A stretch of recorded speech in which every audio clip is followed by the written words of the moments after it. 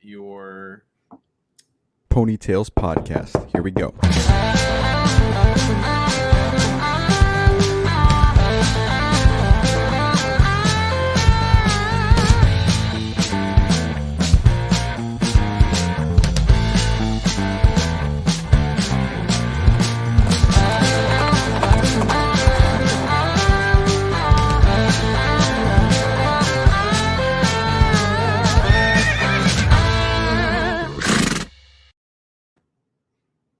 Hello, everyone. Welcome to Ponytails Podcast, episode number 114.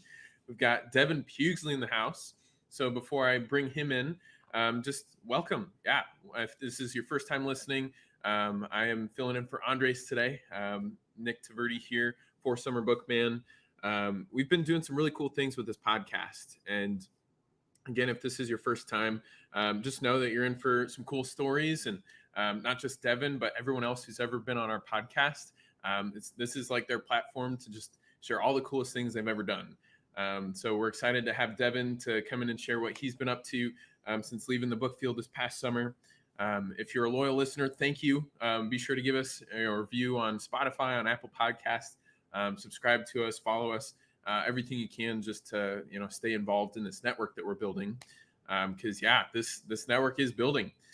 We've got BIZZLER coming up in a few months, so inquire to us on how you can actually sign up for this thing.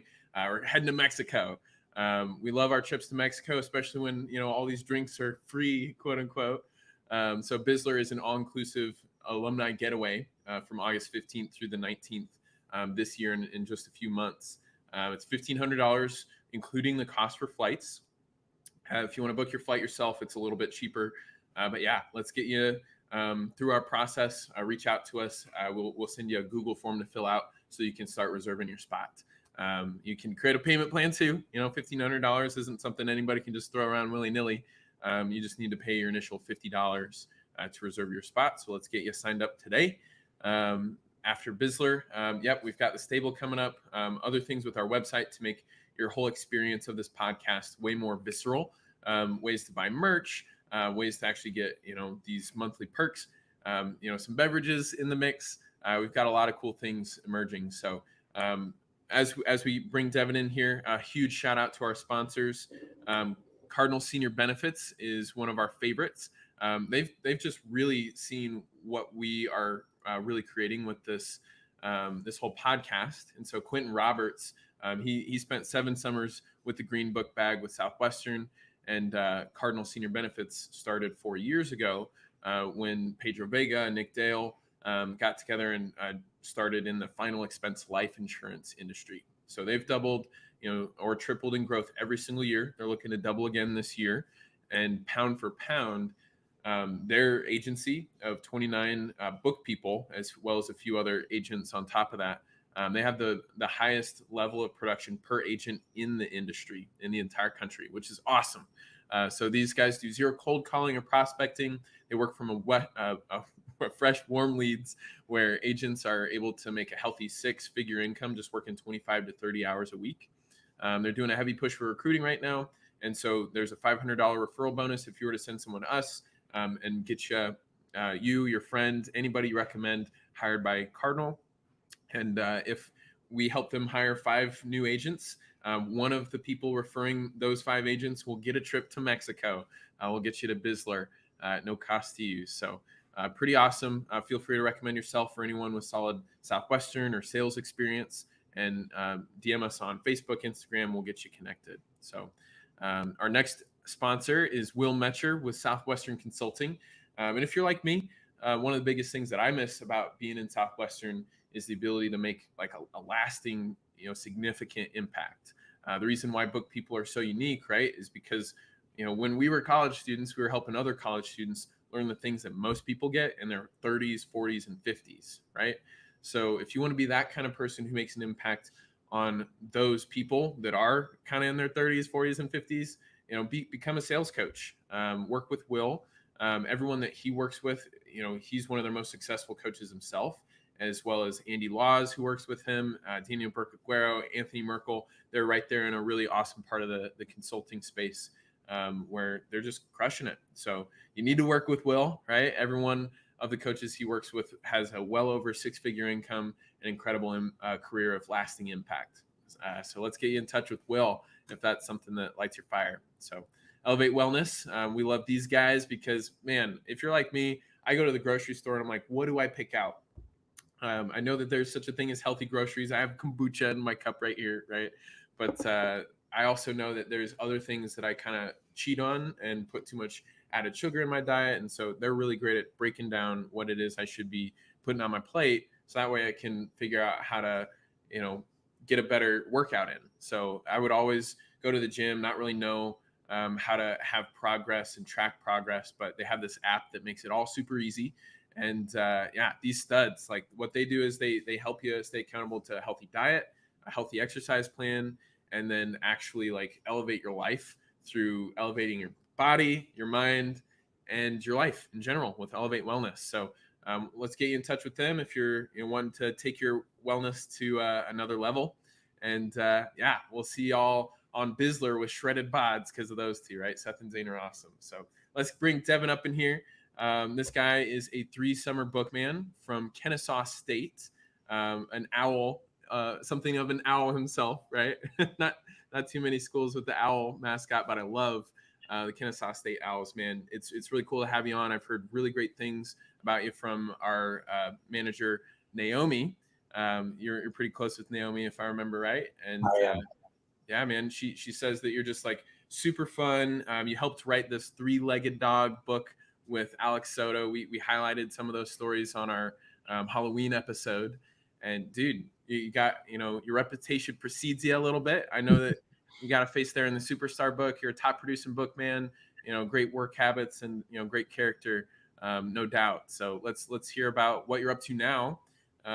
You left the book field this last summer, right? How was that? It was great. I had my best summer yet. And it was a very fun and eventful summer. That's when we actually made the book for that summer, and it went really well. And once again, thanks for having me on here. This is very fun. It was actually funny. I was talking to Andreas's brother Danny when we were trying to get stories for the 2 3-legged dog book, and he was like, my brother does like something like this where he talks about these really cool stories on Pony Tales, and I was like, what? That's crazy. That's so cool that they do that. So I'm honored to be here. But right now, what we're doing is we took the 2 3-legged dog book and just kept running with it, and decided to go into both of my passion and Soto's passion, which is just creative works. I'm an artist. I've been painting since I was a little kid. Didn't go to school for it, but just really enjoyed it. And he loves to write. He does poetry, and that was one of the reasons why we did the book, is because we're both pretty creative guys, and we thought we want something during the summer to just use to be fun. So and also since the story behind 2 3-legged dogs is 2 dogs, and it's just us 2 doing the company together, we're like, let's just keep the name, make it simple.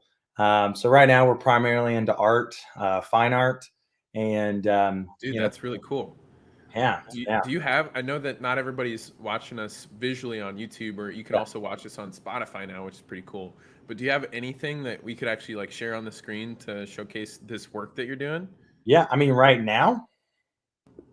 Why not, man? Sure, is it pretty easy to pull it up? I think so. If we share my screen, I can pull up the downloads if you want, and I have those up right now.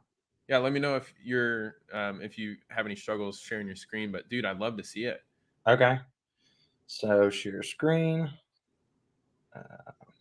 No, I don't want to open. Can you guys see my screen now? Not yet. Okay. Awesome. How about now? This feels like a Zoom or info. Do you want to send a link on our chat there, and I can pull it up and share it? Sounds perfect. Yeah, I'll just do that. And so describe some of like your fine art and what vibe you're going for as we describe it to our listeners. Yeah, so the art that I do and I've been doing is just stuff that I enjoy over the years. I'm an old soul at heart. I listen to Johnny Cash a ton, and I love just like singers from the past. and football. I'm a football player. So that's why I went to Kennesaw State. Nice. So I played college football, and so I've been doing just different stuff for like prints, cash, also football memorabilia and coaches. And the art that I do is very colorful. So I know that sounds ironic and very oxymoron when it comes to art, but it's very bright and strong in color and Is contrast. this what's on the Instagram by chance? Yes. There's only three pictures. There's a few more that you haven't uploaded, right? There's only 3 pictures on there right now, and we Yeah. just got started. But yeah, if you go to Instagram, you'll see some of them already. Yeah, For sure. Yeah, so it's really cool when people break out from such a structured environment like selling books. It's like there's no room for art in there, but obviously the job attracts. This is really cool, by the way. This is very lifelike. Bear Bryant, a college football legend. yes, Okay. yeah. Are you a Bama fan? I'm not. I'm an Auburn fan, actually. War Damn Eagle. You're say, right. And Ooh, Bear Bryant piece was my first piece that I did, and the only reason why I did it was because I was like, man, everyone loves Bear Bryant, and why Sure. not make something? So That's cool, man. So did you like focus on art in school at all, or is this like an emerging passion that you've kind of realized over the years you haven't put enough attention to? Sort of. I mean, like, what I did whenever I was in school is that whenever we had electives to choose, I just chose art every time because it was something I enjoyed. It was very much of like my escape from school because I was good at school. I just didn't like it a lot. And that was the reason why I just kept up with it. And then in high school, I took like more advanced classes. But when I went to college, it just didn't seem like something I was going to make a living at. And, Yeah. kind of bought into the stigma that, starving artists. So, yeah. Right. So is this primarily what you're doing? Is this art? Is you're selling fine art for profit and you're doing pretty well at it, or is there other ways that you're supplementing all that? Yeah. So, learning from my dad, because I don't think I mentioned this, but he's a bookman too. He sold for 7 Nice. summers. Wow. So, yeah, I know. He sold with Mark Rao too. So, Dang. Let's yeah. go. Yeah. When I went to my first sales school and I was like, Mark Rao's the director of sales. Yeah. Interesting. This is gonna be a lot of pressure for me. But learning from the best with him, he's monopolized his business to where, he recruits his agents. So we're recruiting artists as well. And the idea is to turn restaurant and private business space into art space rather than just random decorations that they buy and put up there. Really And cool. use like those spaces more high end because we want to keep this art safe, to just put up there and allow people to see, and then gives the artists an avenue to sell their art and also get seen. Gives the owners decoration for their business, and then we help the artists sell their art through our selling abilities. So yeah. Dude, that's so cool, man. That's it's a really creative way to leverage the power of a network, right? Mm-hmm. You're creating like a network of other artists, is what you're saying, and then you kind of do you have like network or warm based connections with these restaurants? Or are you like literally cold calling these restaurants, being like, "Hey, we got a bunch of artists that you can buy really cool shit from. Let's plaster your walls with some good stuff." Is that how it's playing out, or tell us a little more? No, I mean, thankfully, not to refer to my dad again, but he's done really well, and now he owns a brewery. So the brewery that's over in Birmingham, in Trussville, Alabama, it's just it had a lot of space that wasn't being used, and so whenever I did a mural for a different restaurant, I enjoyed the mural, but I didn't really enjoy you know, just the fact that it took a lot of time, and also as a mural, you're kind of looking up the whole time, and it Yeah, hurts your stressful. back. And I'm an old, football did a number on me, so I Yeah. was like, what can I do to where I don't have to do this as my main business? And I was thinking, well, if we just had art up here and on these random walls, I mean, that could work. And so that's kind of how the idea sprung up, and then we just Cool. kind of ran from there and used warm connections through my dad. And now we're using other connections through just like my art teacher, people that I approach. So I have done some cold calling and cold knocking, which was That's fun. awesome. And yeah, it's Gotta been keep working you out well. sharp, right? Yeah, I think so. I like to think so. That's cool, man. So real quick, I'm curious because I'm also a big fan of football. What position did you play? I played D line my first 4 years, and then the weird, cool story is that they had a position change for O line at the last time, at the last second. So the summer before my last season, I switched over to O line at the last second and played O line. There you So go. yeah, Dude, working in the trenches. You're a big boy over there. How I tall are was. you? I'm 6'1". I'm a Okay. 6'1". Okay. Yeah. And we ran the triple option. And if you're familiar with the triple Nice. option, Yeah. you got to move a lot. So I didn't have to be that big for the offensive You line, gotta but push yeah, them I around. was Yeah. big. I was a little bit more beefy then. Yeah. That's cool, man. Okay. So love football. Your art even brings attention to that, and you're kind of doing some cold calling, all that stuff. Is it all you that's managing these connections, or is Alex Soto? You said that you kind of work in tandem with him doing all this, right? Yeah. So Alex is great because the one thing that we realized when we were working together, and how and I'll tell the story at the end about the two Yeah. three-legged dog, Yeah. how it came about. But to refer back to the story, that's how me and Soda kind of became like best of buds, is through that day that I followed him. And what ended up happening is that the next year we actually ran an organization together, an OL together. And I just found out when I was working with him, I was like, man, he kind of compliments me on how my strengths and weaknesses are, and vice versa, because he's very detail oriented. He's great with numbers and also just sort of the mechanics and technical side. And I'm very much of this person that's like, go, go, go. Think of creative, big ideas and then Yeah. Think on implement your them. feet. Yeah. Cool. And what's great is that he tones me down a little bit, because sometimes I'm like, let's do this. And he's like, no, no, no, no. Let's do this first. That's a Oh little bit yeah. more realistic, and then move on. So yeah. Dude, I love Alex. If y'all haven't listened to his episode, Alex is a total brain. Like he's like really cerebral in the way he processes things. And we talk openly about how he struggled for so long to like go out and produce, and then just like this past summer drops 8,000 units almost out of nowhere, jumping like $5,000-6,000 or 5,000-6,000 units in growth. Yeah. So yeah, if you want to talk with a stud, he's helping people get careers now, Hmm. so that's pretty cool, thinking ahead.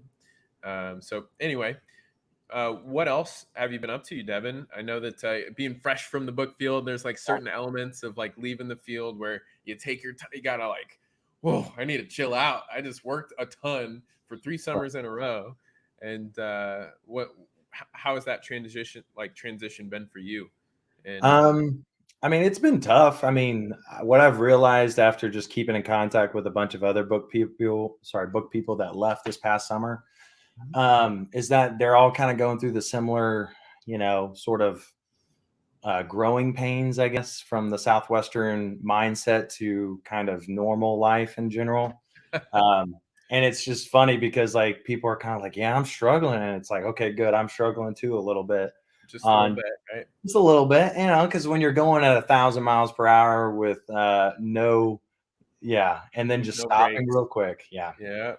It's kind of crazy. But I've been doing well. I've enjoyed it a ton because it just the funny thing is, like, for example, going back to when I'm doing business or I'm doing this art stuff, all of a sudden I start pulling stuff out of nowhere, and I'm like, oh yeah, that was Southwestern. Oh yeah, that was some Southwestern talk right there. And Yep. it's funny because I'm like, I didn't even think about it, and it just started implementing into stuff, and it's helped a lot. It's helped a lot. It's part of you, man. It's in your DNA. So that's cool. It's literally in your DNA. Your father sold books for enough time that like Yeah. got several careers in one career right there. What was it? Let's transition a little bit. Like, what was it like getting into books, knowing that your dad had spent a lot of time with it? It was interesting. I mean, like, there's a funny story behind it because he told me since I was a little kid about it. I'll be honest. I tell this all to all the people I have day two calls, or anybody that asks, that I didn't really care for it or even think twice about it, because it's the 21st century. And when your dad comes up to you and he's like, hey, I got this cool internship where we go door to door selling books. And it's like, that's not for me. I don't want that. So let's not do that. And that doesn't sound like the top internship in the nation, Dad. Repulsive, in fact. Right. Embarrassing. You did what now, right? Right. And what was funny is that when I played college football, he encouraged it, and I was like, I can't leave for the summer, Dad. I can't do that. You're gone. What happened? I'm still here. I need to charge my laptop. Fair enough. You're good. You're good. You're good. Do you want me to continue? Yes, please. Sounds good. So it was funny because when I was in college, he kept on it, and I didn't really want to do it. And then at the very end, when I was about to graduate, at my master's at the time, I was like, okay, we're going to get into a real job, get a career. And then he came to me again about it. And I was like, really? You seriously are pushing this book thing again? And so I tried to hear him out. And I was getting closer and closer to saying yes. But what actually put me over the edge was like, okay, I'll match your sales if you do this. And I was like, oh, okay, we're going to do it. So, wow. So you had some extra pushing. Yeah. Right. Yeah. So I did it right after I was done with football and graduating. And it was, I will say going into it, because it was actually me and my brother both doing it for the first time. Really? So, okay. Yeah, there was a little bit of competition there. There's a little bit of pressure over here from my dad. And I was, and then when I found out Mark, like I said, was director of sales and he was also the Eagle Blitz leader, I was like, good Lord, can we get a little bit of like some ambiguity or like animosity or something? So that way I don't have to like be known by everybody. But it was good. It was a lot of fun. And I'm glad it happened because his insight and his, just him being able to kind of tell me what to expect just helped a lot when I went to sales school. Now, when did your dad sell then? Like in the 80s, in the 70s, or? First year was, I think, 89, and then all the way to 96. Yeah. Gotcha. That's awesome. And where did your dad go to college? Auburn. Okay. So, yep, that War Eagle org right there. So, yeah, dude, who wound up being your student manager, and how did that whole handoff for recruiting go? Yeah, my student leader was Tessa LaPlante. Nice. Yeah, she her parents both did Southwestern too, and it was funny because she was sort of like a loner in the organization. She was off in Virginia, getting an architecture degree, and love her to death. She's awesome. Yeah, that's cool, man. So where did you wind up selling that first summer? Like, how was that transition from Mississippi, working with someone in Virginia, meet in Nashville, and go through this training that, okay, Mark Rao knows who I am, but I can work hard. I can learn some stuff. What was it like transitioning to the book field? Where'd you end up selling? I ended up selling Indiana, out in the cornfields. And nice. Yeah, it was a lot of corn up there. A lot of corn. There's a lot of corn everywhere, to be honest. I didn't realize that. Yeah. I didn't, that was one thing that I didn't realize. Really, I thought in my own little bubble, I was like, there's cities and then there's suburbs and, those one or two farmers that farm for the rest of America. There's a lot. Yeah. Yeah, there's a lot. And going out there the first time, it was really cool. It was really fun.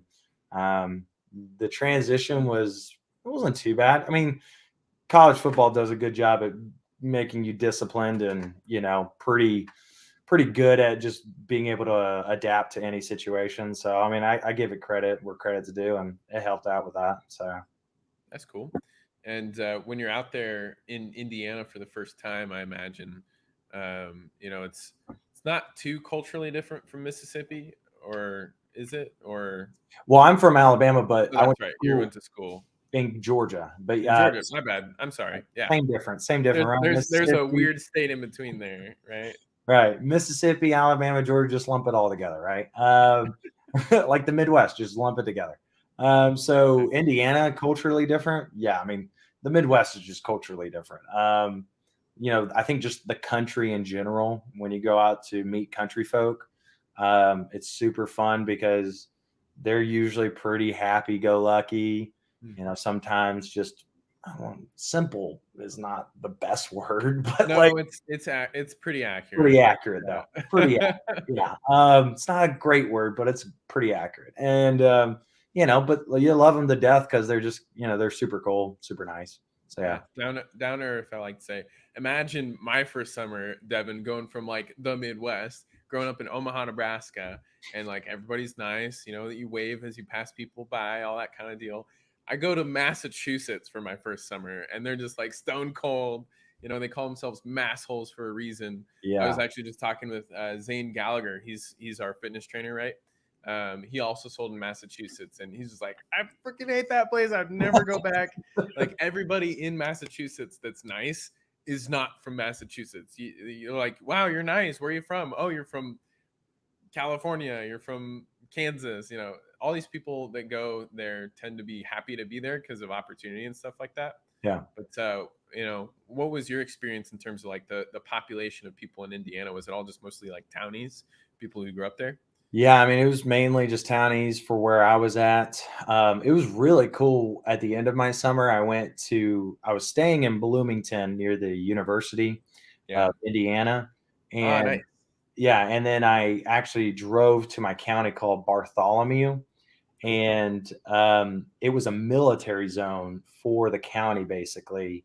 So as I was door knocking, you could hear like jets going across the military zone, like doing gun drills or whatever they were doing, Dang. and just shooting off all of their ammo. And I was freaking out so many times at doors where I was like jolted, and the people at the door would just be like, "What's up? Like, come on, keep Dude, going." that's the craziest thing I've heard. And I'm over here like, when it first happened, I was like, "Did you not just hear that?" And they're like, That's "Yeah, it's the so funny. military zone. Keep talking. What do you want?" Wow. So yeah, it was pretty cool. Yeah. What was like the drama from your summer? Of course, there's drama in different forms, Yeah. whether it's drama in the org, drama in your turf, drama like in your HQ. What was like some of the tea from that first summer? Um. hmm. So the very beginning of the summer, ooh, wow, there's a photo that I wish I brought up. But the Okay. very beginning was kind of the tea, is that we had a host family of a book guy from the 60s, and he was pretty old. And we uh we were going into the room, and we were like, okay, so where are we sleeping? And me and this guy from Haiti and Josh Hamilton and also Austin Marsh, all four guys walk into this room. And what's funny is that the room was about the size of like maybe a big closet, and had a bunk bed with pink princess comforters on both sides. And that was our two beds to fit four guys, and a kid size bunk bed, and this massive black pit bull with cut off ears just sitting there waiting for us. And I was like, oh my gosh, this is not happening. That's hilarious. Yeah, and then I had to sleep on the top bunk bed because I'm a big guy, and that was the only like free bed without bunking with one of the guys. And oh, I smacked my head on the fan pretty much every other morning when I was getting out of the bed. Um, I was, maybe TMI, but I didn't like, it was so hot in that place because they were old. So I would have to like strip down naked, and I'd be getting out of the bed at 5 a.m. in the 5:45 a.m. in the morning, butt ass naked, just trying to get down into the cold shower. And Wow. it was fun. It was fun though. I was on the top bunk my fourth summer with Colin Appel. Yeah. That was a fun HQ. They also had a pit bull, but it was just the two of us. We didn't have to squeeze like sardines, Yeah. and it was in Vermont, so it was relatively cool. Not jealous of hitting the head on the ceiling was definitely a regular occurrence. Us Yeah. tall people, man. We got to look out for it. I guess to further answer your question, other than that, like, I think what the other problem was, is not to toot my own horn, but I think because I had my dad in football mindset, I was doing really well at the very beginning of the summer, and I was getting up on the chair when they were like, "Ah, what'd you do, big dog?" Woo, woo, woo. Oh yeah. And I was there for the first week and I was like, all right, cool. And then I was there for the second week and I was like, cool. And then I was there for the third week and I was just like, is anybody else like producing? Is anybody else doing well? And I just Uh, could see the more like people just very upset about just in general their week. And then the third, fourth week, we just had people dropping like flies, which is pretty normal for organizations at Southwestern, to be honest. Is you have those stories where it's like, hey, we had a 20-person org, and now we have like a 8-person org. You know, it's easier to have that story than the opposite being true. That's for sure. yeah, true that. I've been part of a couple of those types of orgs, and I've also had 2 experiences where the opposite was true. But yeah, dude, that's not very fun for a first summer to see like people you want to be friends with and see do well. And just like deuces, I suck. Yeah, yeah. Oops. And then I mean, that was the other thing is that you're kind of like, is this normal or people should be quitting or not producing? And, Right. it was just a little weird, but that was kind of the tease because, our student leaders were doing their best. They did their best and also were doing a fantastic job at keeping the organization fun and light together. And another organization was having a hard time as well. And so we actually joined organizations at the end, which Cool. was really nice. I had a fun change of the HQ, which was when I met Soto and Jackson Heyman. Super There you great go. guys. Jackson's working over at the insurance field with David Stewart and Christian Best.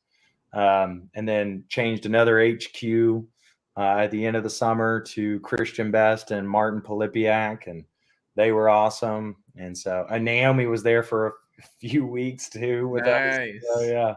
yeah. So it was pretty fun. That's cool. Yeah. So you ran into some like long-standing, established book people who, it's so cool hanging out with those people in particular. Alex, Naomi. I don't know. Jake is who you said you also lived with, right? Jackson Heyman, yeah. Jackson. Don't know Jackson too much, but yeah, dude. When you think back on your first summer, obviously it's hard, like looking back at like the carnage of like people not making it. What would you say was like the really good stuff that you look back on? It's like, our org was awesome for these reasons. Obviously, getting to connect with another org and kind of have those really cool. Like, what was your breakfast spot like? And Yeah. So I all that. mean, more positive side of it is that the summer was, I mean, it was surreal. I think that's how a lot of people's first summer is just super surreal. I love the fact that the people that I was working with ended up being people that I built on higher relationships with, and ended up being like really good friends and had some pretty intense but like good moments with, especially like Christian Best and me. A funny, really good memory with me and Jackson, and then another great memory, obviously, that started 2 3-legged dogs with Soto. So I think there was just a lot of friendships that were started during that summer. Naomi as well. I mean, there's so many people that like I just appreciate that I was able to like meet and bond with, and have a good time. And I would say that first summer was definitely like a eye-opening experience when it comes to just okay, this is like what it's like to kind of be responsible for everything, like everything. Yeah, Um, if you don't work, you don't eat, or yeah. you're going back home at the very least, right? And when I was thinking, I was like, man, my dad did this for 7 summers. I was like, shoot. I was like, okay, well, mad respect for him. And Yeah. that was another thing that happened that I wasn't expecting. And is the relationship between me and him got a lot better and stronger because it was kind of like I was a part of this new alumni and fraternity that he was a Yeah. part of, and there are so many inside jokes that we have now to where it's just ridiculous. It's ridiculously good. But yeah.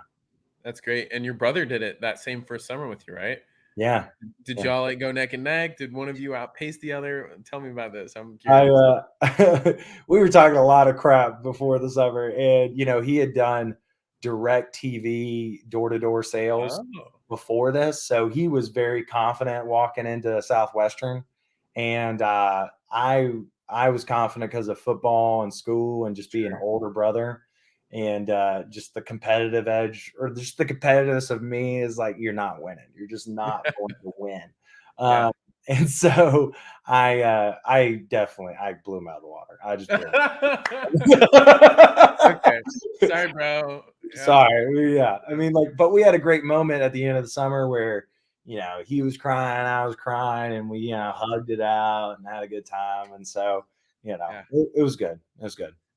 Was that just his one summer, and then you were like, okay, I'll do the rest of the summers for us brothers? That or it was more of just after the first summer, after getting 2 degrees at Kennesaw, I was so upset because I was like, this degree at Southwestern, this degree at Right. Southwestern is way better than the 2 degrees I got at Kennesaw. Yeah. And I got it in 3 months. And so I was thinking, Mhm. the amount of skills that I gained, I definitely want to see what I can gain from full timing. And my dad Mhm. had suggested full timing because that was what he did. It was recruit big teams, and he Nice. suggested that that was an area that I could go into and experience from Southwestern side that was very valuable. So Dude, that was was your dad like a full-on sales manager? pretty much, yeah. I mean, like Dang. he has What's your like dad's name? I'm sorry. no Tim Pughsley. Tim Oh, Pughsley. that's my dad's name too, Tim Okay, Tavernier. That's cool. awesome. Very Yeah, dad name. yeah. Tim's a very strong '90s, early 2000s name. Yeah. So, okay, so Tim was more or less a sales manager out there. Were you like always picking his brain in the postseason, or postseason outside the summer, right? Yeah. Uh, tell us about how, like, did you like inform your recruiting efforts, because you full timed right after your first summer, it sounds like, right? Hmm. How did that play out? I know that I full timed and I recruited less people than when I was in schooling. Frustrating. Yeah, isn't it funny how that works? So it went well. I mean, like I didn't know where I was going to stay. I didn't know if I was going to stay at Kennesaw, where Yeah. I was going to be a lone ranger the whole time. But thankfully, Amy Pughsley, love her to death. Second mom, super awesome.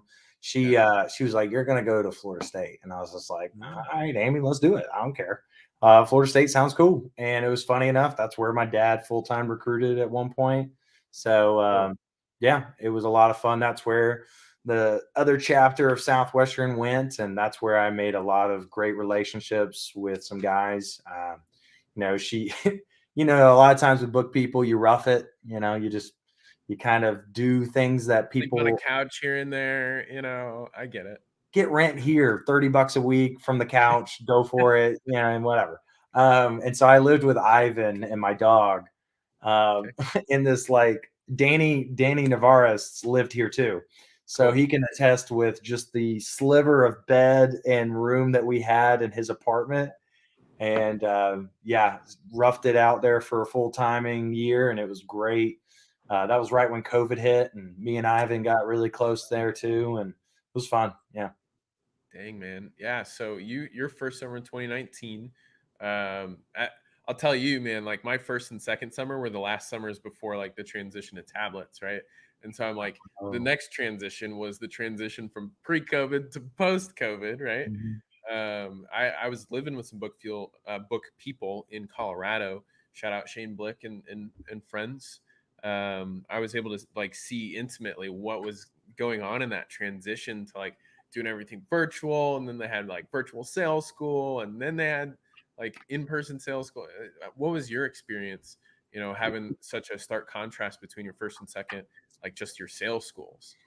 Well, we had virtual sales school for two Yeah, weeks, and that was great and a nightmare at the same time. I've Like heard. it Tell was, tell us more. yeah. I mean, like to Southwestern's credit, they were doing the best, and they did an amazing job at responding to COVID, better Mhm. than 90% of the companies, in my opinion, during Oh yeah. COVID. But that's Southwestern for you. They find a way and figure it out as soon as something happens. But just the cold calling that we were doing and just the different stuff. Like we called our HQ of, I think it was 6 guys, 7 guys, all in this like home for 2 weeks straight. So, we called it the dog house, and it The was doghouse. dog Okay. house for sure. And it was funny because like every morning I had like my routine, which was, I think I'm saying this name right. I should know the name of the song by heart, but "Take Me Home" by John Denver. Okay. Country Not Roads. Country Road, yeah, whatever. Yeah. Sorry, but I would blare that. Everybody else would love it. Take their cold shower, and then we played like, metal music in the morning to get ready for our cold calling. And what was funny is that like the first few days it went like that, and we were using our cold calling, and then we kind of ran out of names to call and just people to contact because we just had long scheduled days like the Southwestern schedule, but Yeah. not enough work to do it. And it was funny because me and Jackson at the time were the student leaders of the house, and we were like, all right, so how do we get them to work, and like How do we stay busy? how do Yeah. we stay busy? Like I'm at 2 o'clock and I got nothing. No names, no demos, no nothing, right? So we walk out of the room after discussing this, and they're just on the phone in the couch. They're all on the phone calling, and we're like, "Who are y'all calling? Y'all just said you didn't have anybody."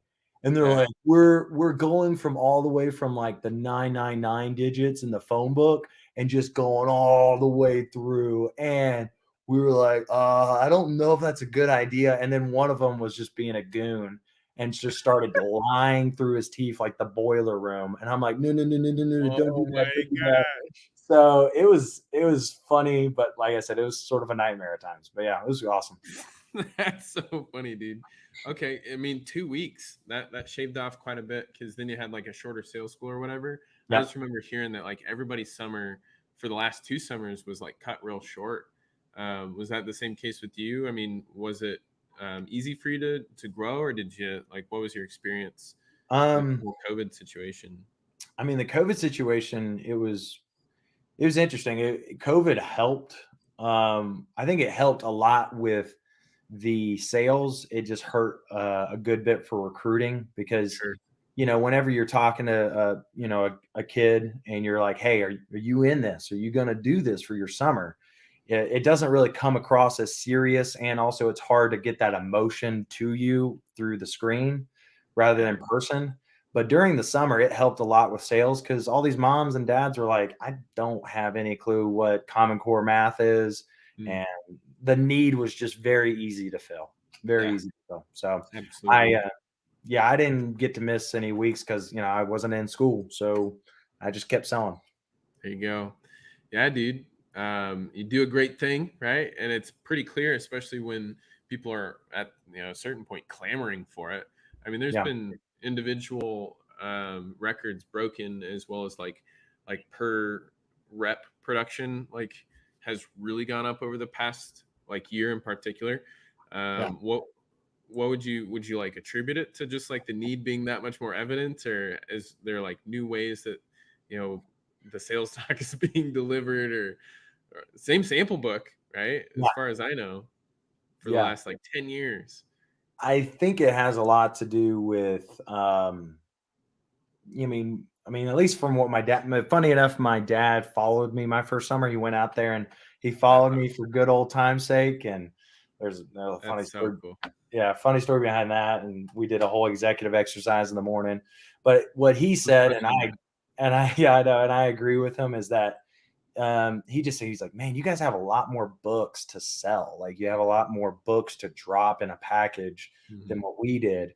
So I think that has something to do with it. I think it also has to do with the fact that since you have more books to offer, then you have more referrals and leads to go to. So, Mm. you have a lot more of a market, in that sense, to kind of sell more books. So So I that's think super that, interesting because first of all, like the difference between you and your dad is obviously staggering, right? In terms of like the experience you had with Southwestern of more products, more of this, more of that, more everything. Mhm. But like I was selling those same products, bro. We got rid of the CDs my second Okay. or third summer, right? No more Okay. CDs, Fair but enough. then CEA and all the kids books and most of the apps and stuff to kind of bring it all to life was pretty much getting its foundational setup in my last years. And so what I am curious about, like, again, is like, especially 2020, 2021, it just seems like you know, It having the pops up. same products, but finally people are like, no, I actually need that, instead of Right. like, oh, we're all set, my kids get straight A's, you know, all that. So I guess, and you made a good point. I didn't think about that. I think one, there has to be credit to give into the Europeans. The Europeans have done a great job at just kind of breaking a lot of belief barriers for people on True the statement. American side. When you have a European coming over and selling and beating all the Americans, you're kind of like, well, I mean, shoot.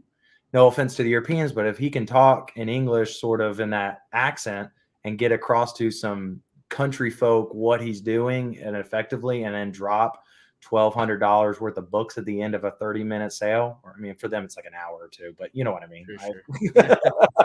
Yeah. Then I mean, shoot, I can do it too. And so Yeah. I think they started figuring out a lot of different stuff that they gave to Americans to help us. So I think that helped a lot. I think also, once you start having, because if you look in the Superstar sales book, um, the more you have 10,000 unit producers or high producers, then everything else just kind of follows. You just start having a lot more people who just Statement. start believing it more. They just start doing it. Mark Rowell said it a lot of times where he's like, hey, like we have 10,000 unit producers now. I guarantee you there's going to be another 5 of y'all or 8 of y'all next year. And there was. And then it just continues to keep going and going. And, I think there was like 23 this past year, right? yeah, something crazy. And so, I think when you have that many 10,000 unit producers, that means you have that many more people seeing how to sell 10,000 units when they're following them and stuff. So, yeah. So shout out to the people who get those green jackets, right? Yeah. You know, they give those cool jackets for hitting that number. Okay, so real quick, I'm gonna want to dive back into your story about your dad following you on the book field. Yeah. But before we do that, shout outs to our sponsors. We've got, in addition, Martine and Lucas. These, you know, Martine and Lucas, Yeah. right? Yeah. So these guys, DJs of the coolest type, right? When you're trying to throw a party, you're trying to throw something that's unforgettable, right? You're not trying to throw a lame party, are you, Devin? No. Not at all, right? So what these guys do is they have like a really high music IQ is how they describe it. So like if you're celebrating someone like your wedding day, a trip to Mexico, an awards banquet, or anything, you need to hit up Martine and Lucas, because DJs in general have a bad rap for charging too much for like questionable music sets, right? Yeah. So with these guys, they have countless playlists, right? Country, EDM, rock, 90s music, 2000. They even got Baroque music if you're interested in throwing a little, you just look it up on Spotify. But anyway, anything that you're trying to do to fit your vibe, they're book people, so they're trustworthy, they're reliable, and affordable. And so ball out on a budget with these guys, and we'll get you in touch with Martine and Lucas, whatever you got going on. Yeah. Love those two. In addition to them, we've got Pat Roach with Southwestern Real Estate. So what he kind of noticed is that it's kind of crazy, Devin. I don't know if you've really been able to check this out, but there's a ton of really lucrative industries, from real estate, insurance, and solar, and beyond. But so many of these industries have mediocre standards, right? Mhm. So real estate is one of those where, for the most part, like 95% of all registered agents fall off within like a year or two after getting registered. So Okay. here comes Pat Roach, right? Who's like, I'm gonna totally flip the script, right? So in the last 15 years, he's grown Southwestern Real Estate to be that complete opposite, where they've had 95% of their agents stay with the company and make 6 figures, and have a great a career in real estate. So it's too good of an industry to mess up, Pat said. So that's why Pat and his team flipped the script, built in the best of the Southwestern culture, and made their job as being experts in the field, so that way they can actually, like, as experts with real estate, help all of their clients have a very drama-free experience, right? So real estate has been crazy lately, but with Pat and his team, they are 99% drama-free. So if you want to work with Pat, let's get you in touch with him. He's one of our favorites that we've been working with for the past year. So Cardinal Senior Benefits, again, we love giving them their shout out because they're doing so well, man, that they're investing in all these ad spots here. It's awesome. I love chatting about them. So some of their top agents from the past week, Most of them have averaged like $10,000 or $15,000 gross income for a week. And 3 of those 6 agents grossed over $10,000 in back-to-back weeks. So imagine making well over $30,000 in 3 weeks. John Mark, number 1, earning $22,000 in his best week ever. Nate Alberts, $15,000. Michael K, 14. Greta Huerta, we love giving her a shout out. In 20 hours worked on the field, she made over $12,000. Check out our episode number 85, and all these other people. Chris Pierce, Aaron Shipman, shout out for being awesome on the insurance field. So like we were saying, these people work warm mail-in leads. And so that's why they're able to consistently, produce these $10,000 weeks. So super badass, not to mention the 8-summer bookman, Nate Alberts, for getting out there and leading from the front as well. So if these numbers are appealing to you, or if you know a former book person who may be looking for something new, or they're just unhappy with their current job, right? Cardinal is hiring, big shocker, right? So for the next few weeks, we're going to be given, $500 referral bonus for anybody that you send through. Excuse me. Woo. Sorry. If you send someone to us and we send them to work with Cardinal and they get hired on and, sign paperwork and get licensed as an agent, it's $500 to you. And DM us directly on Facebook, Instagram. We'll get you in touch with those guys. We also can't forget about Thought Leader. So Dylan Barr is an awesome bookman who spent, I think it was like 5-6 summers on the book field. He got really good at just kind of like synthesizing ideas, and just recently got hired at Thought Leader after spending a few years at another company where he was like director of sales for helping people write books. Now he's helping people write TED Talks. And so what's really cool about what he does is that, like, you ever thought about what it takes to land a TED Talk, a TEDx talk? Yeah. Devin? Do you know what's involved in that? No, not at all. All good. So what they do, I mean, that's what Dylan has a job for. So what they do is they're looking for 1 or 2 people here listening to the show to make somewhere between 130, 150,000 per year.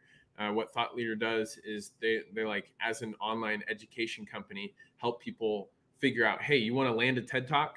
We'll help you figure out how to pick the right TEDx talk, whatever place or city it's going to be held in, and how to actually present your passions, your dreams. They've helped over 400 people successfully land talks. And so they need your help. So that way, they're partnering with us to help them fill out these certain roles. And so they don't spend any money on advertising. They really don't have to, but they know that there's awesome book people out there that are perfect fits for just helping people, puke a little bit. Like, tell me about your dreams. What are you trying to do? PC them a little bit, and then be like, okay, you can turn this into a TED Talk, and we're going to help you do every part of that process. And so basically, if you want to help set appointments of people to talk with a closer, they have appointment setter closer model. So that way you can see anywhere from $50,000, $75,000 a year plus commissions, or 130 plus in some of their other roles. So standards are high. That's why they're looking for Southwestern alumni, right? So for the right person, this could be a really awesome, life-changing opportunity. Dylan's loving working with them because just what they do is so awesome. So if you want to help people land some TED Talks, maybe you can work with Dylan. That'd be awesome. There's his email, db@thought-leader.com, Dylan Barr. I love working with him. So shout out to those guys, and shout out to your dad, dude. Like, getting out in the book field is it's kind of a triggering experience. And your dad's like, I'm going to do it again, 25 years after the fact. And what was his experience of following you on the book field like? Well, we had a great weather day. It was raining all day that day. And, we did the whole executive exercise in the morning, and we got going. And, I could just tell he was. Did he get into it? Did he get into those execs? Oh, yeah. No, my dad's a goofball. I mean, just like it doesn't fall far from the tree over here. Fair enough.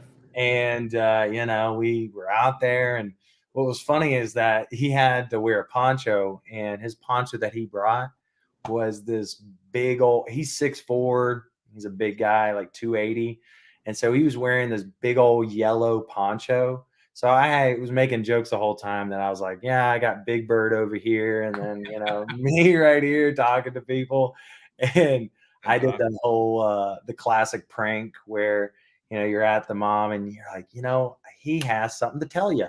Classic. I knew it. He was looking at his freaking phone on the book field, and as soon as I did that, Oh. he just looked up and he was like, books, and he just butchered it, and it was with an old lady too, so he had nothing to say, and Right. yeah, it was just fun. That's so funny. But it was good. It was really cool. I mean, you could tell at the end of the day, near the end of the day, he was like, okay, so we need to end this. Like, this Yeah, was right. fun, but I didn't want to come back. But I'm here for you and support. And I'm like, I appreciate it. This was cool. Is that like in the middle of the summer? It was near the end. It was the very end. Yeah. So it was Gotcha. good. Yeah, man, that's super funny. When you look back on any of your Southwestern career, whether it's that first summer, your dad following you the last few weeks, or second summer, and we haven't really talked too much about second and third, but what are some of your standout stories from your all-time story list? Story list. Okay. So we had my second summer. This is when it was probably one of my favorite. I mean, there's three. There's not a lot, but very, very memorable summer was working with Soto and OLing with him. And we have a great story where he was supposed to book our hotel for all of our guys and girls. And he was going to get a meeting room, and he was like calling the person up, and they talked, and they're like, yeah, we got a meeting room. And so we booked the hotel, and it was pretty cheap, and we wanted to keep it cheap. And we get there, and it's called Oyo. And Oh, yo. Oh Oh, yeah. no. Oh no is oh yo. Okay. That was the theme of the motto of the summer, because when we got there, it was like worse than Motel 6. It Oh, was bad. And then when he walked up to the front lady desk and was like, hey, where can we do this meeting room? Where's the meeting room? She's like, yeah, it's out on the patio where the bar is. And we're like, wait, what? Like, we can't take our first years there. And they're like, but they have great deals. They have great deals over there. And then I'm just like, this is not gonna work. And I so you're didn't having say a wonderful happy hour with the first years. right at the very beginning of the summer. So, cutting it off short. But it was funny because I was trying to be positive. I wasn't going to say anything to him. And funny enough, too, before we even got to talk, there was like freaking drug deals happening in the middle of the parking lot. And so finally, he takes me to the side and he just looks at me and he's like, I think I made a boo-boo. I made a mistake. Oh, yo. Oh, I was no. like, Are you you scared? damn right you made a mistake. And I was like, look where you put us. And we were worried that the first years were going to look at us like, this is unacceptable. We can't do this. But we made fun of the place, and also just made the most, just like any book person would. And we did all of our stuff outside in the parking lot. And yeah, it was funny, but it was good. It was good. So that Where was was that at? say what? Oh, it was in Missouri. Misery. Okay. Misery. Yeah. I am used to southern heat in the South, but Yeah. one thing that I've never experienced is Missouri summer, and I don't think I'll ever want to experience it again, because it beat the South when it came to how hot it was. Because, Really? well, in Missouri, what people don't realize is like it's I think per capita has the most water or like lake or something in it. I forget the stat, but point is that it's a bunch of water, and So it's humid.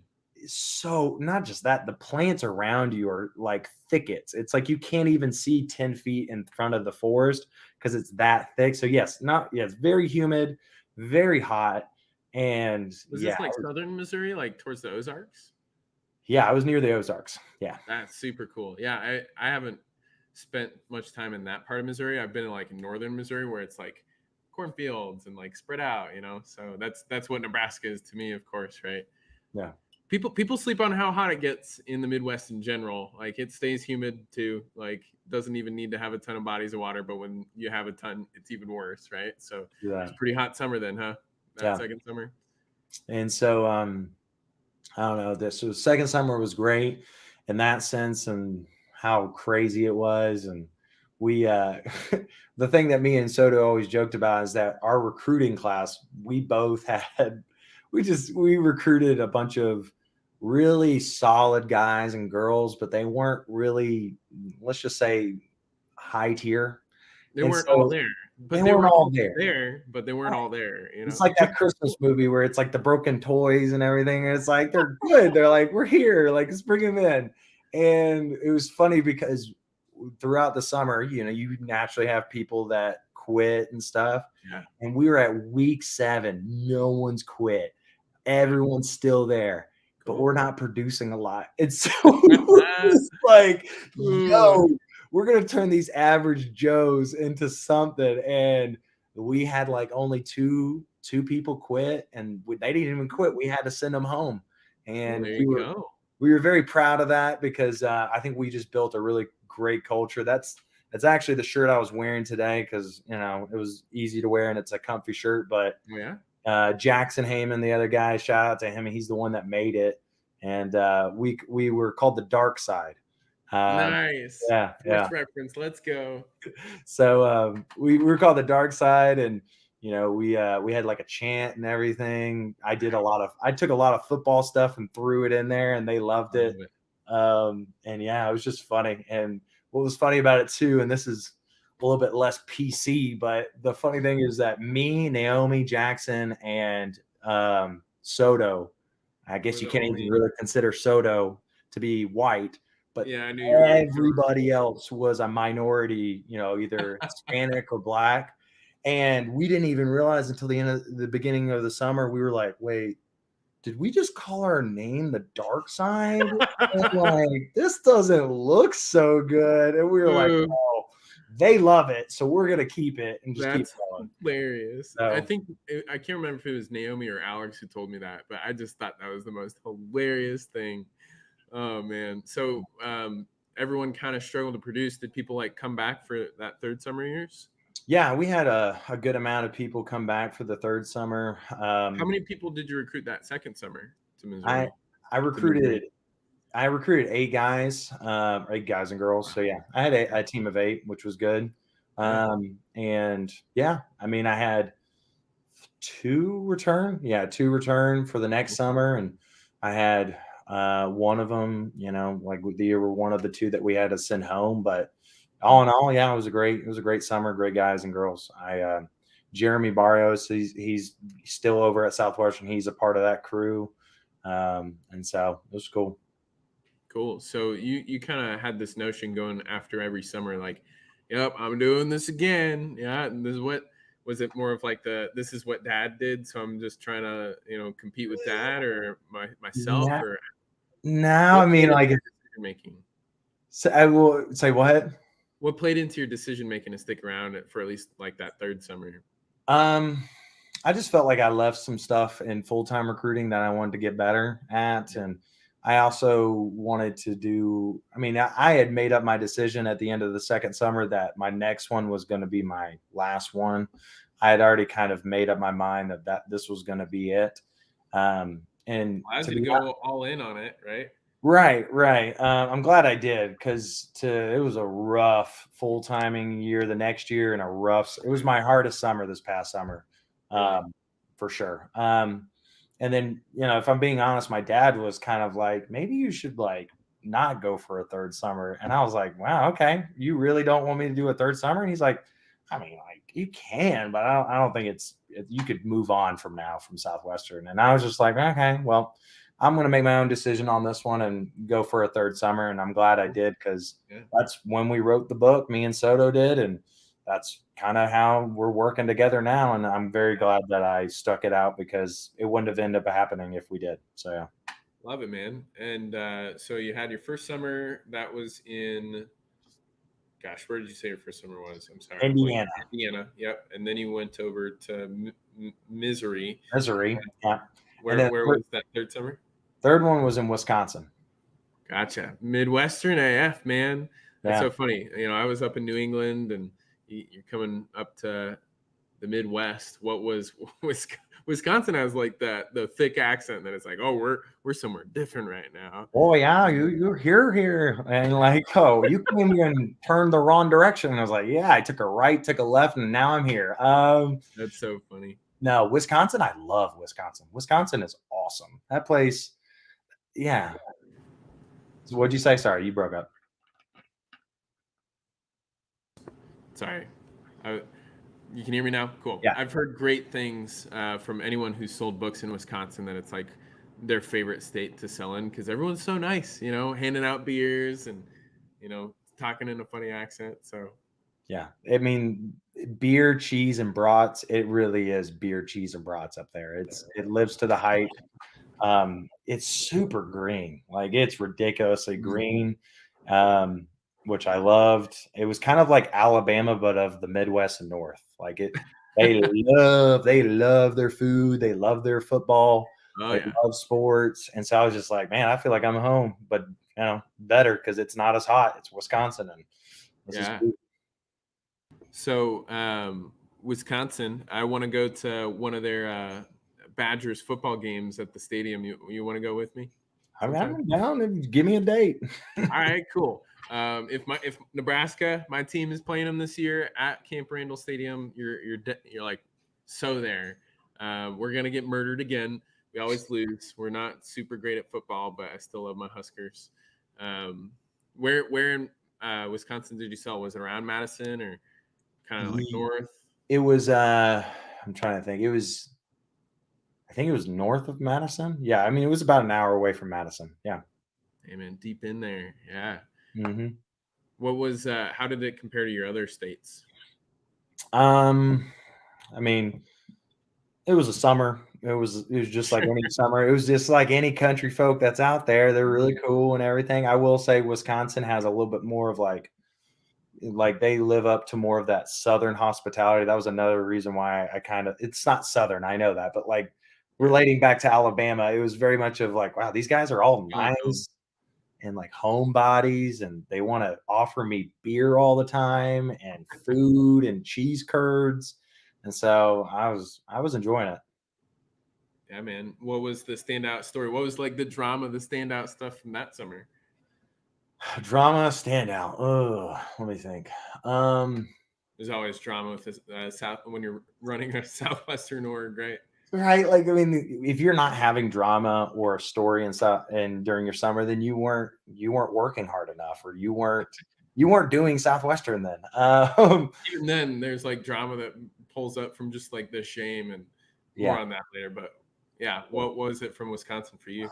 Wisconsin. I had been going through a lot of transitional changes in my life, when it comes to health and just mental health. And I would say that, when you're going through those like different mental health changes and you go into a summer, it just starts exposing everything, and it just starts like putting a lot of pressure on you. And it's one of those things where, one thing I kept telling my dad, I was like, man, I just feel vulnerable. I feel very like open. Like I'm getting like back in the past 2 summers, I was able to kind of block all this out. I was able to kind of just put the blinders on and just numb, just keep going. But it just seemed like everything was just hitting me at full force when I was during that summer, and it was different. It was nothing I had experienced in the past 2 summers. And I was, also facing the whole fact that it's like, hey, this is your last summer. That in the back of your head the whole time. And then you're just kind of thinking, do I want to go as hard as I've been going? And you're like, well, why not? If you're going to be out here, you might as well do it. And so, yeah, I mean, I think that was just the reason why it was so hard and why it was my hardest summers. Because, the past 2 summers, it was easy for me to just kind of go tunnel vision and hit it full gas and go. And this summer, it was very much of like, I was kind of like working with an open wound in a sense. So, yeah. Yeah, well, that's some real talk right there, man. I've talked with Alex at length about kind of like how he's dealt with similar wounds on the book field, and he shares some of that in his episode.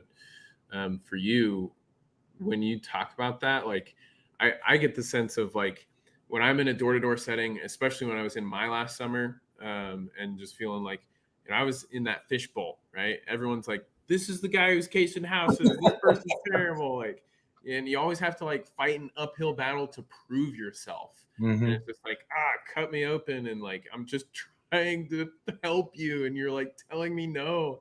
Like that's, when the rejection gets personal without it even like it's sneaky like that, right? You don't consciously are like, yeah, I'm gonna take this rejection personal right now. Right. And then you sit on a corner and cry. No, it's like you're trying to do your best to keep your head screwed on and keep that direction of like, hey, I'm just trying to move forward. And then the doubt kind of strips it away, and like all these little other things of it's your last summer, or first year quit, or all these things that kind of compile one on top of the other. Yeah. Maybe I'm misremembering something. I feel like you were in the Superstar book this past year. Is that right? Yeah, I mean, I've been in this, not to blow my ego up, but yeah, I've been in the Superstar every summer Every for my year. 3 Yeah. summers. I like I said, I had my best summer. I think it has a lot to do with the fact that I give credit to the book that me and Soto wrote, because I Yeah. was, that was, I read that every I want to morning. have fun, right? Right. I read that every morning, and I was like, if I don't do well this summer, at least I wrote a book. Like at least I did something that was kind of cool. And Yeah. I other people in Eagle Blitz were reading it too, so that was a big motivation and confidence Love it. boost. So there was that. There's my dad that helped me kind of walk through that. I mean, I called him every chance I got when it was getting rough, and Yeah. I think the guy that I recruited, Justin Lindholm, who was he was a big help, because the drama that happened as well was me and him were in our HQ, and then the first guy that came there, he quit within 3 days of being there. Mm. And the third day was his first day actually working, and he quit within noontime.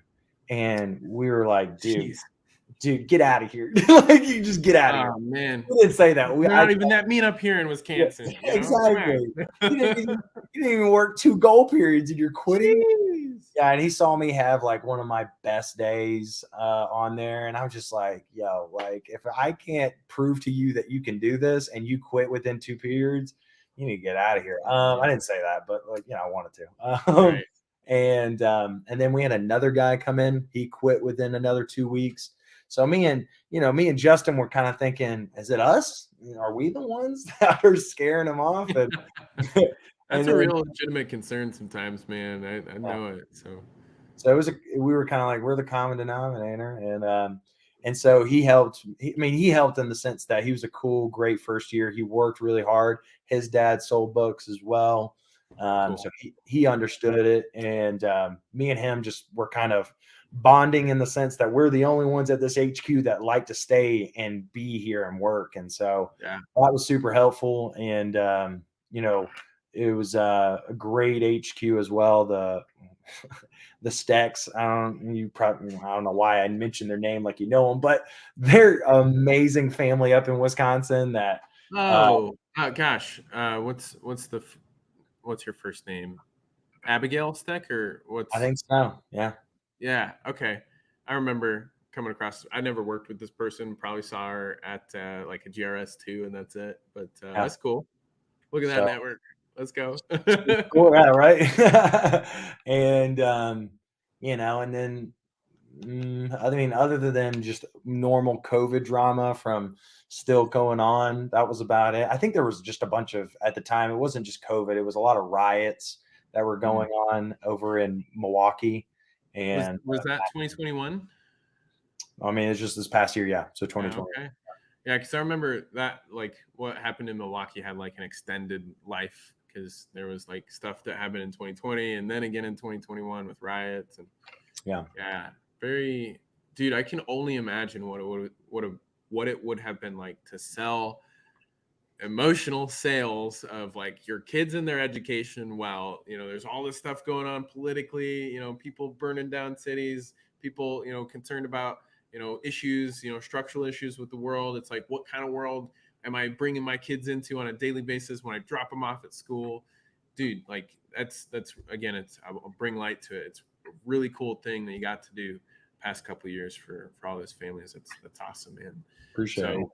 Walking away from the book field, like what were some of like the thesis takeaways that like when you're talking to somebody who's like, oh, should I do the whole Southwestern thing? We usually pick like one or two of those really nice ones. Yeah. Just be like, oh yeah, just work hard and you can achieve your dreams. And, self-talk and schedule and surround yourself with good people. But like none of those types of answers. Yeah. But like, what are some of the takeaways from your time? Yeah.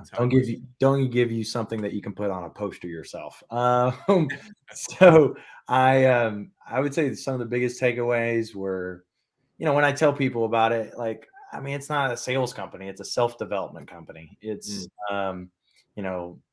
very, stress on the self part, because it's you a lot of the times that's figuring that stuff out and doing it. But thankfully, Southwestern gives you a lot of like shortcuts and tools to, maximize on that self-development. The other thing that I would say Southwestern is just, you talk about confidence, but it's like confidence can be something that you were born with, or you can learn it for yourself and, gain it through practice and just, the things that you earn through Southwestern. And I think that was something that a lot of people, come away from Southwestern. And what I tell them is that, you're going to walk out into the world knowing that you did something and you don't deserve anything less than the best or what you want. And so I think that's something to be said, is because, when you go out to the real world, I say the real world, but you know what I mean? Like Bookfield, it's like its own little universe. It's a submarine under the ocean, and Yeah. you're like seeing a totally different world on Earth, in the deep ocean. That's how Grant Greeter always talked about selling books. He's like, I'm going underwater for 3 months and I see nothing above land, right? Okay, I like that. That was pretty good. Okay. So I mean, those are some key points. And then you just learn how to talk to people and get them from point A to your point B. And I think that's something that's invaluable, because people in general love to procrastinate. They love to, they love to procrastinate. They love to make sure that they give themselves enough time. They love giving excuses. And so it just teaches you how to work with people and work with them in a genuine way. And I mean, I like the fact that it allows you to just take that to your career, because most of the time it's from college to career, and you're learning at an early age. And like you said, I think at the beginning of this podcast, stuff that the people get at the 30s, 40s, 50s, you're learning in college. And, like when you walk into an interview or people are talking to you, they know nothing about Southwestern unless you've done Southwestern.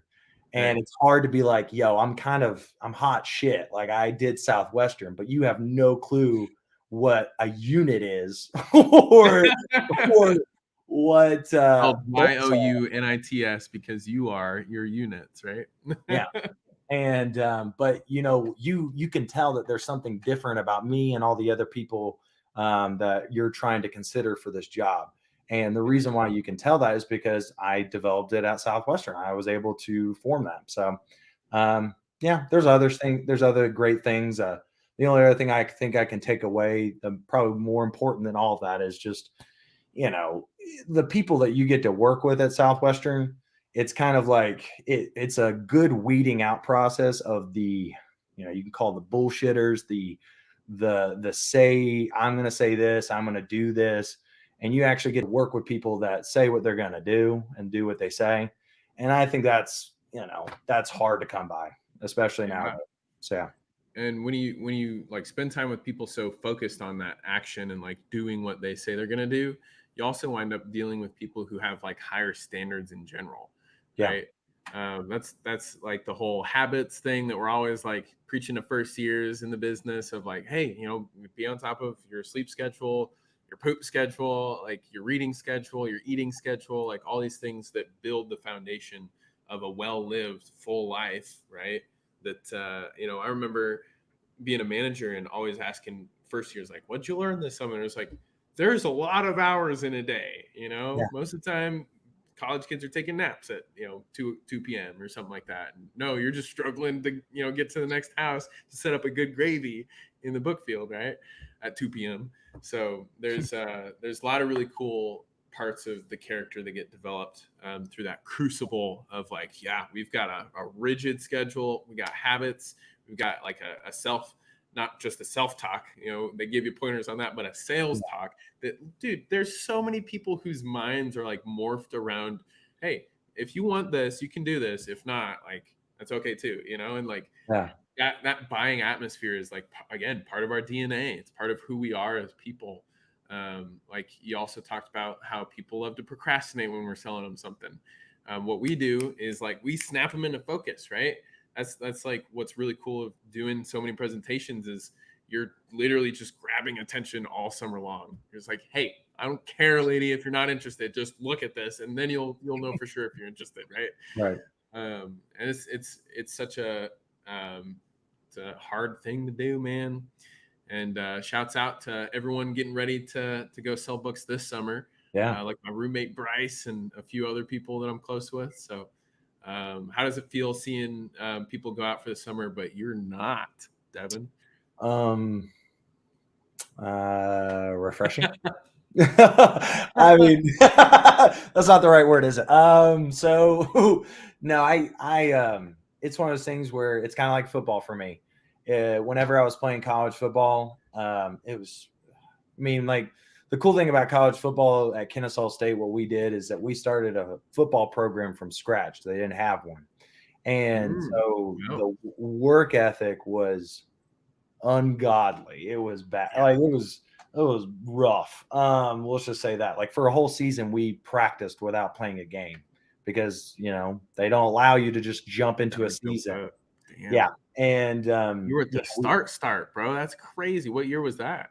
2014. Okay. Cool. So, we our coaches were, their jobs are to build a whole football team and get it ready within a year and start their careers are on the line. And so it was cool because, we broke the D1 football record for the most wins for a startup program. We won 2 conference championships. Dude. But, throughout all of those, years that we were doing it, there was a lot of people that came in and came out. Yep. And there's a lot of close friends that I got to see and made friends with that quit. And it was just kind of like when they quit, I was like, hey, I get it. Like, I don't know, like, well, not quit, I guess move on. That's a better way of putting it. Move on. When they moved on, it was kind of like, hey, I get it. Your time is done here. Tell me how it is on the other side. I'm gonna keep working here and building what we built. So yeah, I mean it's the same thing with books. It's like I did my time. I left exactly when I needed to, and I'm excited for the guys that are going out because hey, they've got some business that they need to do and finish, and I'm excited for them and here for support. And that's why we, not to keep promoting our business, but might as well. But me and Soto made a second book or second edition, I guess you could say. And we're going to be going to sales school and selling it to the DSLs and getting it to everybody else. Books to the booksellers. I know, right? It's the most ironic thing I've probably done is sell books to book people. That's meta, bro. Right. So yeah, it's also nice because I haven't had a summer in 8 years because in football, it's a year-long sport and they don't stop in college. No. So I haven't had a summer in 8 years. So this will be my first summer. So I'm excited. I'm sure you are, man. Yeah. What are some fun plans you have? I'm in the process of, going through and getting into not van life, but more of like a on the road sort of traveling and living in sort of like an enclosed trailer. You must be 20 some odd years old living in America with access to social media. Is that what you're telling me? No, not at all. Dude, I want to do that too. So I know. Keep talking. I want to do art, and it's not necessarily something you have to be in one place for. So I was like, might as well if I got the time and the freedom to do it, and I got nothing holding me back. So I'm going to be doing that this summer and getting prepared for that. I'm going to Spain soon, so I'm excited for that. What's in Spain? Spain is an opportunity. What was that? I said it was an opportunity. No, I'm meeting a friend there, and we're gonna have a good time. And we were just catching up, and so that's gonna be a fun trip. And then I think me and Soto are gonna have sort of like a company / celebration during July 4th to celebrate the fact that we're not selling books on the 4th, and yeah, brother. And we are gonna go out probably somewhere out in the country and do it and have fun. So, dude, that's awesome. And then on August 15th through the 19th, you're coming to Cancun, Playa del Carmen, right? Going to BIZZLER, right? yeah. Right? Cool. We'll see you there. That's hilarious. Dude, so as we wrap up your episode, we'll get into your ponytails here in a second. Okay. But yeah, you're talking about this whole like network of amazing people. Like we're lucky to be working with Designly, a couple of Estonians putting together our website. Oscar and Oliver. Oliver himself actually stayed with me on the book field. I was his host dad for 2 weeks there in Omaha, and then he went and stayed with Andres' mom in Grand Island, Nebraska. And this dude is awesome. He went from being, active on the book field when COVID hit and kept everybody in Estonia and Europe kind of just like away from America for a minute. He went into tech stuff and opening online shops and selling iPhones and stuff to Estonians through a website. And then he got into website development. And so if you own a business and you want to have an effective presence online, we know that you need a good website in order to drive traffic, right? So most American website developers, for like a full website, they charge you $25,000 to $50,000 just to build everything out, integrate it with certain technology that you might have. And so while you could build one yourself for pretty cheap, the big thing our friends at Designly bring is expertise in integrations, right? So it's important to have a solid website that funnels all your traffic to all the places that will help your customer interactions improve. So let's get you in touch with Oscar and Oliver. They're great guys to get a good website with. So in addition to them, we are sponsored by Enlight Energy. So Enlight Energy started to do with solar what Southwestern did with real estate. So if you have a passion for the planet like myself, right? If you have a desire to earn good money and want to work with someone like myself, Julio Hernandez, he's a former bookman, actually a Florida State DSM back in the day. Julio has been awesome to work with, and with our opportunity that we offer, I currently work with Enlight, right? A sale every other week could earn you a 6-figure income. And so we have the ability to work with people in just about every market in the US. Plus, you're not even selling an additional cost with solar. Literally, all you do, my job is just to save people's money. They're spending money on their utility bill. They swap it out with a cheaper solar loan-to-own finance product that is by and far cheaper because utilities keep getting more expensive. Solar is just kind of secured in at that lower rate. So that's my job. Work with me if you like. If not, you could work with Cardinal Senior Benefits. Again, these people are just really doing some great things, growing left and right. Cardinal currently has 29 book alumni. And between those 29 people, they've got literally 140 years of summer book selling experience. How crazy is that? 140 summers, right? So one of the main reasons those alumni even took a closer look to work with Cardinals because they do, again, absolutely zero cold calling. One of the most frustrating things about dealing with sales is, cold calling and rejection. So what they do is they have fresh, warm mail-in leads. And so 36 of their agents over this past week grossed over 3,000, 17 grossed over 5,000, and then those 6 made over 10,000 in a week.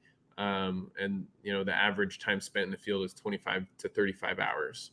And awesome. So, yeah, man, the reason these agents are able to make such a good income is because they're most of the time is spent sitting down and not actually knocking on doors to sit down. So as we mentioned before, Cardinal is in growth mode, looking to double production this year in 2022.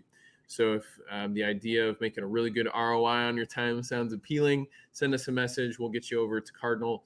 for the next few weeks, you'll get a $500 referral bonus for referring yourself or a friend or anyone that's hired. So, yeah, love the whole jockeys. Those are all of our sponsors. That's what we call them, right? We actually give them a spotlight every other Friday at what's called the Derby meetings. So It's been so awesome to get to know all these people and hear what they're up to. And we work with some pretty cool, and we did work with some pretty cool people through our internship. We're all connected to them. So, dude, let's bring this network to life. And yeah, Devin, maybe you can be a sponsor yourself someday. Who knows? So yeah. I think it's about time to learn about this whole 2-3-legged dog story, right? Let's do it. Yeah. Yeah, man. You got me interested. You've been teasing it this whole Okay. Okay. So my first summer is when I was living with Alex Soto and, like I said, Jackson Heyman, and we had a very interesting HQ to kind of give more of a backstory and obviously build it up. So we had this lady from Uganda, I think, and she had a very anal way of looking at things. You couldn't do anything in her house, and Soto was pulling pranks on her by putting like Darth Vader on her countertop, and she was like, "That's an Oculus. You need to get that out of here." And freaking out about it, and it was funny. And we get to the breakfast spot, which is by far one of the best breakfast spots that I've ever been to. What was it called? Called Sergio's. Yeah. I breakfasted not a Mario's, but a Mario's. Okay. In Leominster, Massachusetts. Sergio sounds pretty cool. It was great. We had like a nice old lady there every morning who we called Betty. She gave us a hug. You know, the guy that was working and owned the place was named Tony. You know, out of all names, of course, it was Tony. And we did like exercises, and it was July 4th. And I had a really bad July 4th. And the next day I followed Soto. So we follow Soto, and I'm in the car with him. And so this was in Missouri, right? Indiana, my first summer. Okay, that first summer. Okay, yeah. Clear. And so I'm following Soto, and I mean, I've kind of gotten to know the fact that the guy's kind of funny, goofy, and pretty cool. But this was like my first real like day. I'm with him all day, and the first thing he does is pick up calls in the morning for like pump up calls. And he just starts doing some random stuff. People call him, and he's like trying to talk to me and get the day going. And then he just keeps getting interrupted. So he like answers the phone, and he's like, you gotta talk to people with your hat on backwards or something. And however many people you get to sit down with your hat backwards is who's going to win the competition. I'm going to do it too. Click. And next person calls within 5 minutes of each other. And he's like, oh, fine, I'll take it. Takes it. And he's like, all right, you got to be on a trampoline today. And whoever gets the most trampolines wins. Sounds good. See ya. And so then he gets a third call, and he's like, it's French Fry Friday. Get as many French fries there are. And he's like, and how many French fries you get will be the contest. And so he's feeling a little squirrely that morning. He's like, I don't care, about anything, but these people are frustrating me, so I'm just going to meet them with goofy contests. Okay. Goofy contest is right. And so the first door we walk up to, he balances the kid's book on top of his head and approaches the dad. And I'm over here like, the reason why I'm following this man too is because I've been taking the book field way too seriously. So this is exactly what I needed to see. And I'm just thinking, is he really about to approach? He gets in the house, and then they buy. And I'm over here just kind of scratching my head. I'm like, he just balanced a book on his head. And, I'm a first year, so I'm still kind of naive to the whole idea that you can just do whatever at the door, get them laughing. Mess around and have fun. And so we get to some other houses, and then the next 2 goal periods, we have 3 or 4 different 3 or 4 different guys and girls that sit down with Soto, even though he's told them that I'm here to sell kid books and that I'm here for families, and asked if they were the mom or dad of the house. And he gets none of them had kids, huh? None of them had kids. None of them had kids. And he just like slams his book on the ground. He's like, why didn't you tell me you didn't have kids? And they're just like, well, you seem like a really cool guy. Like, I really want to talk to you. Hey, he is a cool guy. That's awesome. He is. And so the reason I'm bringing up all these stories is because the day is just very weird. And we get to this one house, and there's like all these beetles. Like it's like something from Exodus and from the Bible, where there's like a bunch of beetles attacking us and I thought insects. you were talking about like Ringo and Yeah, Paul McCartney John. came out of nowhere and slapped us with it. No, there's all these weird bugs just attacking us. Gross. And so we leave and we're like, what the heck was that? And then we get to the house where it's just in the middle of nowhere. And we walk up and he knocks on the door, no answer. And then all of a sudden, some farmer from 50 yards away yells at us and goes, hey. And so he yells back, like, what's up? And he goes, they're not home. And so Soto, just being Soto, is like, let me continue this conversation with a shout. And he goes, well, where are they?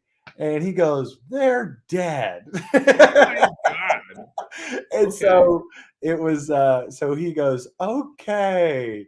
And then we leave. And we're over here just kind of thinking and looking at each other because he's like, this is a weird day. And I'm like, no, this is the weirdest day by far. Oh, we're not even at the peak weirdness in this. Exactly. So this is where we get to the peak weirdness of the story. And we get to the house and we're walking up and a 3-legged dog just walks up to us and we're like, oh, okay, 3-legged dog. We've seen that before.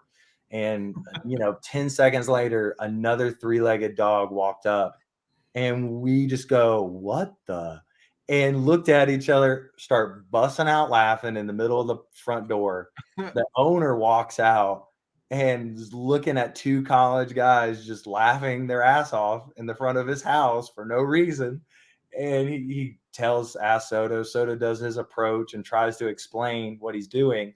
But it's obvious that there's no point. So he just cuts it off and goes, okay, I got to ask, why do you have 2 3-legged dogs? And the guy goes, oh, one of them, was born that way and the other one got caught in the fence. So we had to surgically remove it. And as I've said before, Soto is Soto. And he just goes, oh, I thought you felt bad for one of them. So you just cut his leg off. And the guy did not think it was funny at all, but I did. Yeah, we left, and that was sort of like the beginning of a friendship and partnership. And we, when we worked together the second year, we, got even better at becoming great at working with each other and friends. And then we weren't working with each other, or it didn't look like we were going to work with each other the third summer, just because that's not common to OL again together. Right. And so we had been talking about like, hey, we just want to make sure we have fun for our last summer, because he knew it was his last summer. And that's the one thing that we want to take away from the summer, is that at least, at the end we had fun, because that's all that's talked about at times is like, stop focusing on units. Focus on having fun. It's like, I'm trying. And so the reason why we were doing that is because at the beginning of the day, when he's talking about French fries and trampoline, that's when I kind of told him, I was like, well, why don't we come up with like a daily book where we just get the chance to kind of come up with funny ideas and just do different things. And we can also put like an alumni story, because today was or that day that we met was a crazy, ass day. We could just put a bunch of crazy ass days together and kind of do that. And it was funny because he didn't really think he was like, oh, that's a good idea. That's a good idea. And then I started emailing the guy that does the publishing, Travis Rader, on getting a book for us and getting a quote. And then I come back to Soto. I'm like, hey, here's a logo. And I gave him the logo for her book that I just like really quickly clipped some images of some dogs that were 3 legs and like a silhouette of it and put 2 3-legged dogs. And I was like, hey, Travis has a quote for us. And he just goes, huh, okay, so we're doing this. And I'm like, yeah, let's do it. Publishing a book. Let's go. Why not? So yeah. And then we threw it when we even put this on the book, Thrown Together by Devin Pughsley and Alex Soto, not by us, because That's hilarious. it was thrown together within a month, yeah. about a month and a half, 2 months that we threw it all together. But, we tag teamed it and killed it, and it was fun. It was fun. Yeah. That's awesome, man. And for anybody curious about this book, check out our Halloween episode for some excerpts. But for those wanting a copy of this book, how can they get it from you, Devin? So you can either message us on the Instagram that that you guys will provide right there, and or Two you three-legged dogs. Spelling it out for our listeners. It is the word two, TWO, 3_legged dogs on Instagram. So you can message that, or you can contact anybody from Eagle Blitz. They have our number if you really want to get us through there. But we'll be at sales school if you're still selling books, which most of these people are alumni, but the people that are listening will be there to just sell to some of the DSLs. But we've got all of Eagle Blitz, reading it again this year and having one a copy, and we've got another 20 people that bought some books. So they're $11 a piece. It's not really something that's not a money maker, but it's something that we just really enjoyed, and we knew this isn't one of those like $120, $200 books with all of the subjects from K through 12. Yeah. And it comes with a website too. And, we're going to have someone with virtual reality come out and with a three-legged dog. Yeah, no, it's awesome. It's going to be great. That'd be awesome. Yeah. Bring the whole book to life with a website. Why not? Right. Mm-hmm. And virtual reality. Dude, that's so cool. It must feel pretty awesome. I mean, I remember Alex saying that you were the one who's like, I'm getting this book out there. It doesn't matter what's going on. I love hearing the story of it, man. And, you're cementing a legacy of sorts of just, hey, this is what the book field is for. It's just having fun. I remember Todd McWhorter and some other top producers being like, if you sell 200 units and you have fun, it's way better than if you sell, in a week. It's way better than if you sell like 1,000, 2,000 units and you're miserable because you're stressing out about this, that, and the other thing. So, I love that you're really getting that out there. It was really fun to read from some of those stories back on the podcast, on Halloween. So thank you for gracing us here today. Yeah. Any final words for the book audience in attendance here today? I mean, not really. I mean, the only thing I would say is it still works. My dad still uses the techniques and tools to his business today, and he uses it 30 years later, and it's helped him grow his business. It's helping me grow my business. So it works. It still works. Heck yeah, it does, man. Cool. Well, speaking of still working, we are still running as a podcast. You're our final episode for the month of April. Thank you for that. Here upcoming on the 1st, we've got Sasha Kavalova, who's a Latvian, who's chiming in. Sasha by chance? I know Sasha. That's awesome. Yeah, I haven't met her yet, so I'm excited to meet someone from the other side of the world through a podcast or whatever. Pretty excited for that. We've got Pedro Vega, huge name in the business. Spent many years building a DSM base out of Texas A&M, and we're excited to have Pedro on his birthday. So he's working with Cardinal Senior Benefits, but on May 5th, Cinco de Mayo, he's going to come in and drop some knowledge. He's a wise soul, and his family actually as well. So he and some of his Cardinal Senior Benefits agents that he works with have wives that all sold books. So for Mother's Day, we're going to record a panel of them. Not on Mother's Day. We're going live on Mother's Day with Jessica Lackey, now Jessica Roberts, and Melinda Vega, and some of these other book ladies connected to Cardinal Senior Benefits.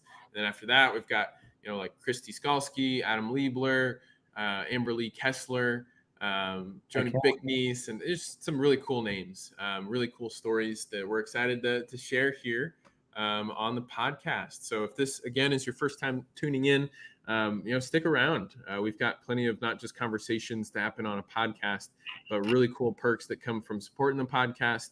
Our website is here about to go live soon. And of course, we got, cool parties in, southern parts of the world where it's nice and warm. So let's all hang out together. Let's all, make use of this college internship network that we kind of are a part of a little bit. even if we're not, it's awesome to have people joining the fun. So this is Nick Taverdi, co-host of the Ponytails podcast with Devin Pughsley, signing out.